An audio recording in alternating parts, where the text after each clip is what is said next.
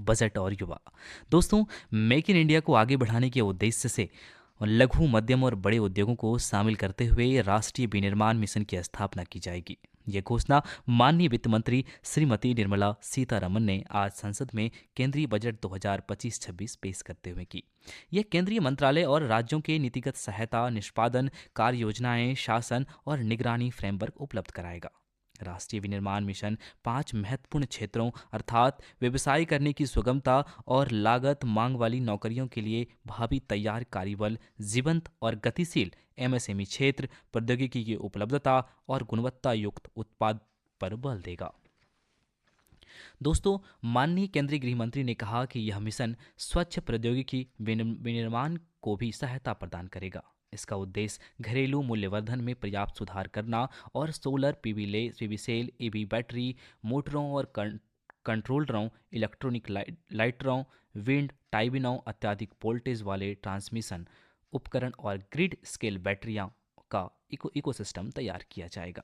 दोस्तों, माननीय वित्त मंत्री ने श्रम सघन क्षेत्रों के उपाय की रूपरेखा प्रस्तुत करते हुए कहा कि सरकार श्रम सघन क्षेत्रों में रोजगार और उद्यमशीलता के अवसरों को बढ़ावा देने के लिए विशिष्ट नीतिगत और सहायक उपाय करेंगी। केंद्रीय वित्त मंत्री ने यह भी कहा कि भारत की फुटवेयर और लेदर क्षेत्र की उत्पादकता, गुणवत्ता और प्रतिस्पर्धात्मक बढ़ाने हेतु फोकस उत्पाद स्कीम कार्यान्वित की जाएगी। केंद्रीय वित्त मंत्री ने जानकारी दी कि इस स्कीम में लेदर फुटवेयर और उत्पादों के लिए सहायता के अलावा बिना लेदर वाले गुणवत्तापूर्ण फुटवेयर के उत्पाद हेतु आवश्यक डिजाइन क्षमता, घटक, विनिर्माण और मशीनों की सहायता दी जाएगी। इस स्कीम में 22 लाख व्यक्तियों को रोजगार मिलने, 4 लाख करोड़ का कारोबार और 1.1 लाख करोड़ से अधिक का निर्यात होने की उम्मीद है।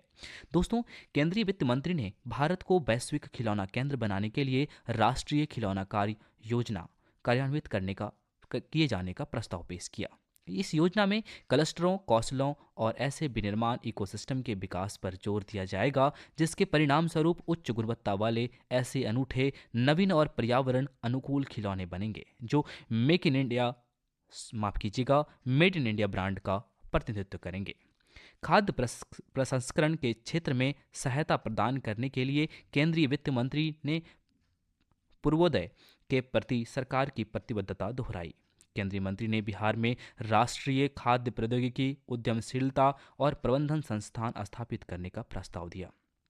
इस संस्थान ने समूचे पूर्वी क्षेत्र में खाद्य प्रसंस्करण कार्यकलापों को पुरजोर बढ़ावा मिलेगा।